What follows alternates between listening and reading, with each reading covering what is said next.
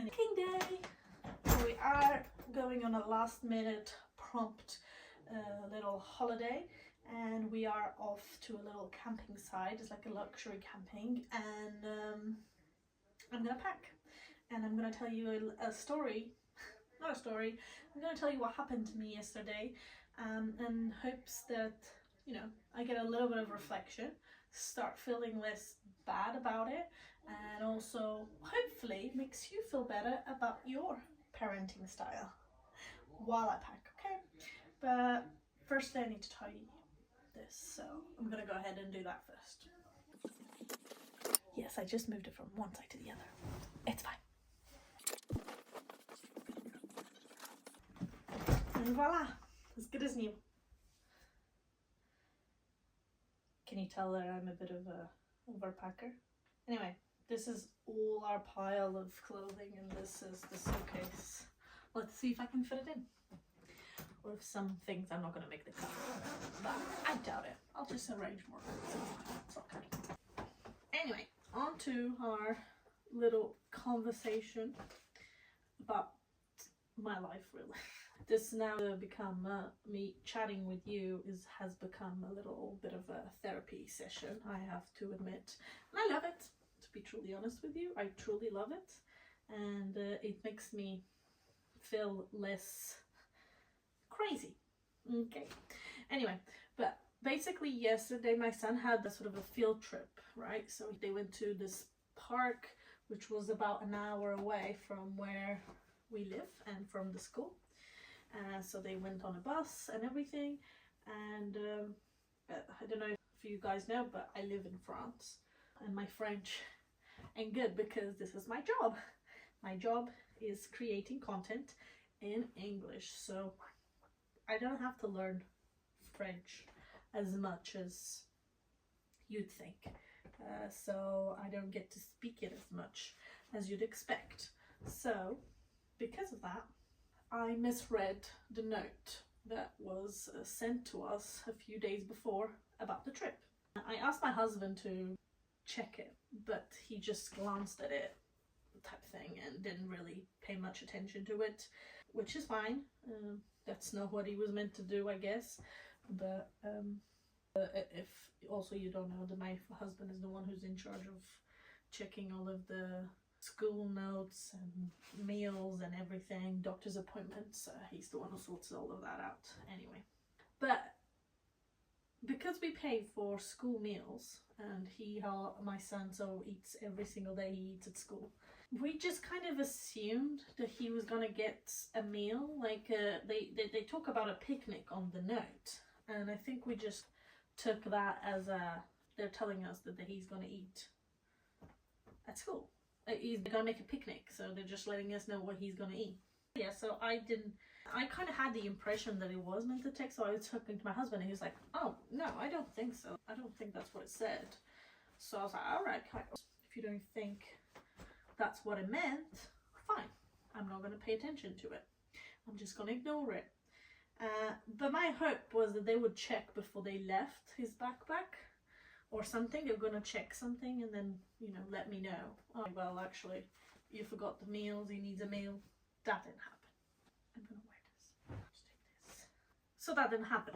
They checked his bag when they were already there. So what that meant, I need to get another bag. I'll be right back. So they were already at the park, again, an hour away, driving. They were already there when they realized he was missing his lunch. And apparently they did ask him if he had a meal in his bag, and he said yes. Well, does that surprise me? Not even the slightest bit. So yeah, so they called my husband actually. Again, don't speak French, so they had to call my husband, which he is in Paris, so I'm alone over here. And I had to make him, and my son also doesn't like any like sort of, you know, cheese and ham sandwiches or toasties, nothing like that. The only thing he'll eat is PB&J, so peanut butter jellies sandwiches, or jam actually. So I kind of made him a peanut butter and jam sandwich for him to eat. And then I packed some fruit and some veggies, so like, you know, tomatoes, and then like a little sweet treat, like a little chocolate brioche bun type of situation I packed for him, and that's what he ate. But then yeah, so the issue was I had to drive all the way to that park and drop it off for him and drive back, which was 2 hours of my day that I had to do that for. One thing is, I feel quite privileged, all right, in this situation, which is something that, you know, yesterday I was feeling annoyed at myself, and I was like the worst mom ever, how can I forget, la la la la. But then, like, reflecting on it, and I feel like I at least, like, there's many people that would probably be stranded at their job, at their office or whatever place of work, because they wouldn't be able to go and deliver their kids' meal, you know? And someone actually asked me yesterday, I shared this on Instagram, and someone asked me about him, nobody sorted him out, some type of thing, and I was like, well, I understand why they wouldn't. Firstly, the bar was closed there, so there's nothing I can even, like, you know, send money to the teacher or anything like that, because the bar that they had available on the park was closed. And also, I don't think, you know, sharing someone else's meal is very fair for the kids and or the teachers, you know, like having someone else starve because of my mistake feels a bit unfair. So no, nobody sorted out. She called and we said we were gonna go straight away, and that's what we did. When I got there, this park is huge, it's humongous, and it's like it's basically under the trees, and it's got some animals, petting zoo type of thing. Has some peacocks walking around, but it's huge, so like the reception was like, yeah, you won't be able to find them really. So it's better if you just leave them the stuff here, me, and then I will handle it to the teacher. So I had to give her a name and all of that, and also I didn't have reception on my phone, so I couldn't even contact the teacher when I got there, so I don't even know how she called me. I was very impressed by that, because obviously I wasn't able to reach her. And then, but anyway, all of this to say that if you are having a bad day as a parent, just know that there's someone out there that has done a mistake bigger than yours. And anything that you do as a parent that you feel bad about, there is a fixing issue. Firstly, you probably are not doing as bad as you think you are. And secondly, being a parent is hard. You know, it's just very hard. And you kind of forget, we stand on this pedestal and judge other parents because they're like, oh, they're not doing this right, or they're doing this differently than what we do. But at the end of the day, this is all of our first time on earth, right? We are doing this is our trial and error. There's no like one way or the other way. There's just the way that you are doing things, and that's it. There's no like there's no way of comparison is what I mean, okay? And we just sit in this idea that there's one way for motherhood and there's one way for life, but there isn't, because we all live in different countries, we all live in different places, we all have different beliefs, we have different religions, everything is different, okay? And everything is still, it's this thing, we live it.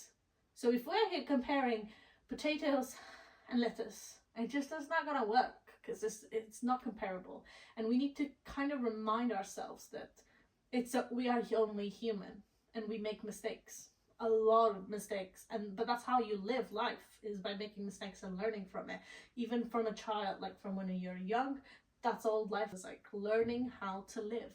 And even when you're a parent, you're still learning how to live, but now you're teaching someone else to adjust to this, to learn, to understand that we are only just learning. It's not just all black and white. There's a little bit of grey too. Anyway, I still need to pack our swimsuits and beach stuff. I'm going to leave that for tomorrow, I think, because we're probably going to use the pool later today or tomorrow before we leave. But I'm done.